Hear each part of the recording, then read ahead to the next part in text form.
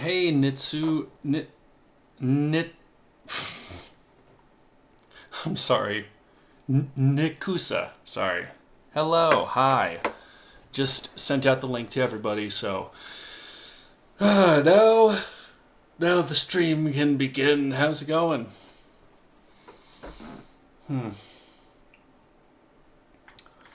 Just chilling right now for the most part. Just kind of thinking about some music stuff. It was a really long week though, so my brain is like, I don't think you're up for this. And then my body's like, yeah, I'm not. But then I want to do something, you know? I always have this compulsion to just do stuff, even if I physically don't feel good enough to really, put out too much. But glad you're doing good. Glad you're doing good. Yeah, most of this is just going to be based on however things are going with, our interests here as an audience. I've been working a lot more on figuring out a music sound and style, and I really feel like I found something that's not only unique, but something I can actually upkeep as a vocalist. So that would be part of the communication here, but depending on how much I'll be able to do right now is like, we'll have to see. We'll have to see. Because, yeah. It's always like, whenever I'm doing something, my body wants to rest, and whenever I'm resting, my body wants to do something. And I didn't sleep well last night. I was up since 3 a.m. I don't know why. But, so this is like,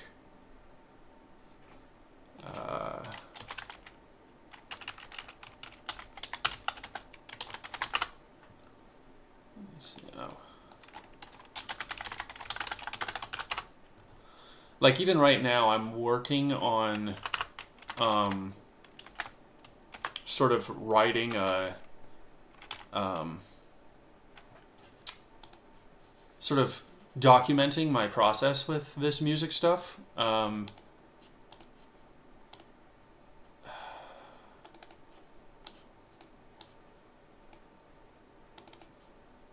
And there's a lot to do. There's a lot in my brain that I'm like, I should do this, and then I'm like, but I can't think that hard today. Anyway, oh, so he's in 2 different bands. Got it. Oh, hope you guys it didn't ruin anything here. Rhapsody of Fire and Monowar. Interesting. So here's the conclusion that I came to, right? I took a few slam metal tracks that I had. Some of you guys remember those. Like I'll play part of one here from my Google Drive here.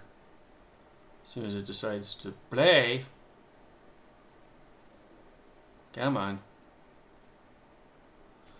It's like it's less work to just download everything and then play it from your computer, which is just stupid. Oh wait, I already have it downloaded. What am I thinking?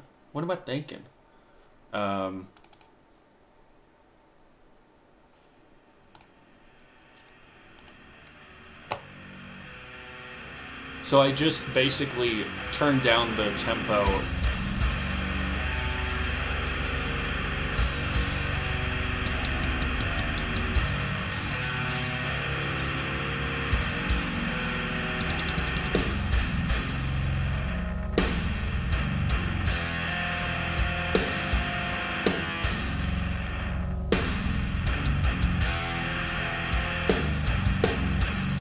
And I feel like slowing it down actually gives it a little more punch.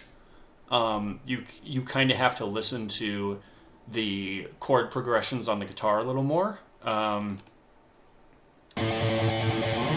wait, so that's an actual track. Well, so this is the track that I used for Another Swallowed Whole, and I decided to see if I could do the same editing on some of the slam metal tracks that I have and have it sound sludgy. And it does. It sounds good.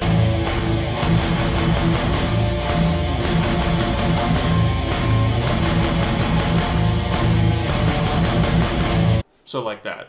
So then I took the other tracks. Let's see. Nope, that's the long one. Never mind.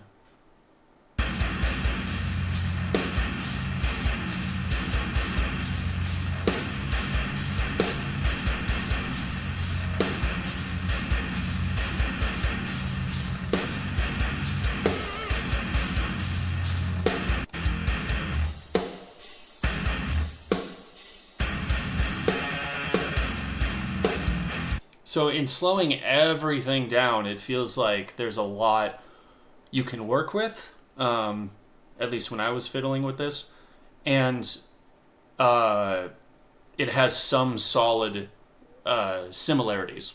This black metal track, as well as these couple of slam metal tracks, you slow them down a little bit, and it makes it a little sludgier.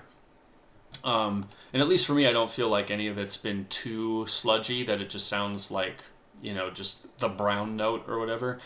And then I also got this actual black metal track that's 10 minutes normally, but then I did the same shortening and lengthening of or not shortening, the turning down the tempo percentage and lengthening the track, and it sounds similar to what I had before.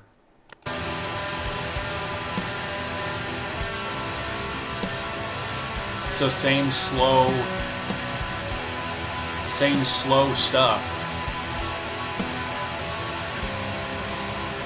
Hey, Thrust SSC Music. Glad you're here from the Igor reaction.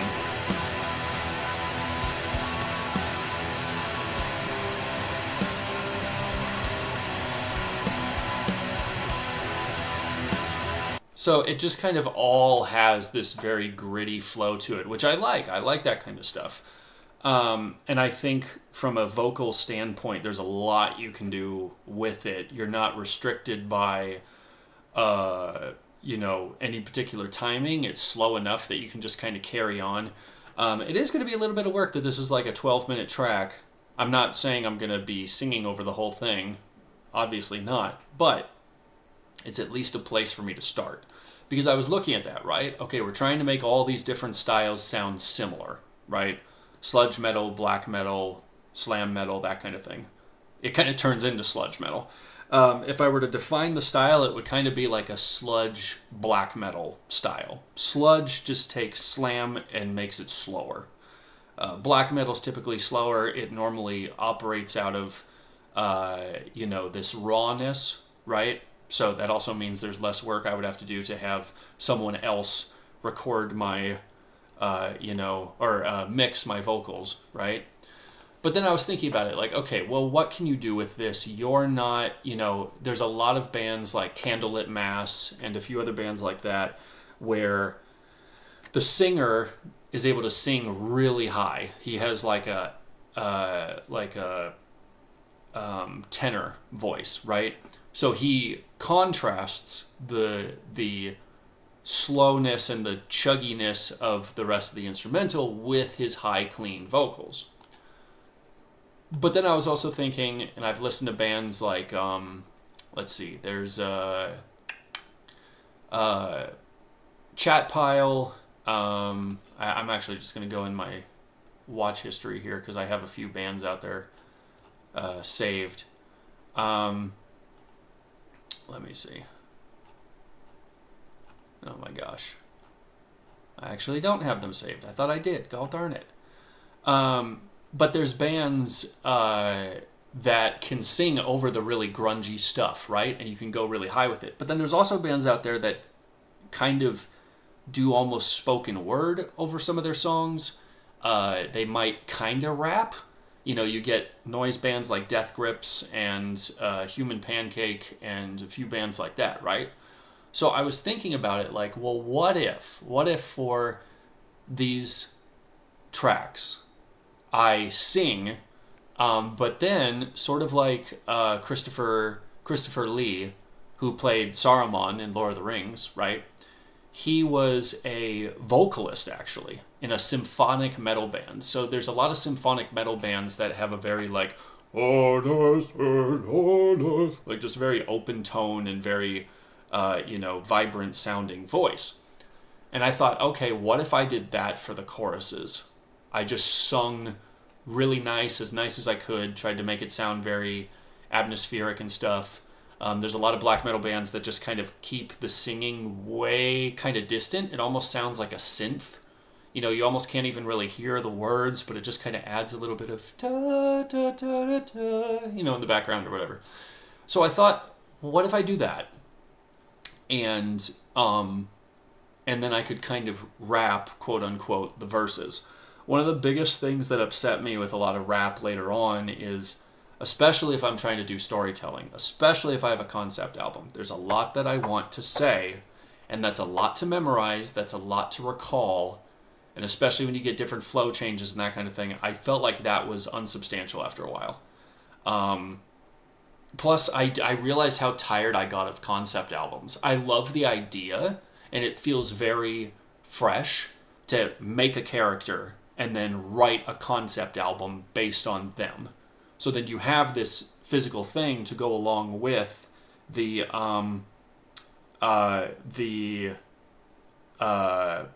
music. You have this character and this concept to go with the music. That was, a really cool thing. It's just a lot. It takes a lot of work to put that together. And I was trying to crank out albums like that all the time. So what my thought was, the choruses can be this very symphonic, sonorous concept. Then during the verses, it can kind of be a free-flowing rap. I don't have to go fast. I don't have to worry about all these internal rhyme schemes and all that stuff. And then I don't have to worry about a concept. I can just kind of put words to whatever I want to talk about on the album. So I have songs listed out, and I have some lyrics ready to go. The picture you're seeing for this live stream is going to be the album cover for this self-titled album. It's a Glade, and it's going to be, like I said, self-titled, so it's Ashen Glade. That's going to be the first album. And just ideas of like prayer within a prayer, identity has no reflection, take the edge off, serotiny. There's all these concepts of bettering yourself and growth and finding rest amid the chaos, which I felt like also even tied back to the, the logo, the band concept, that kind of thing.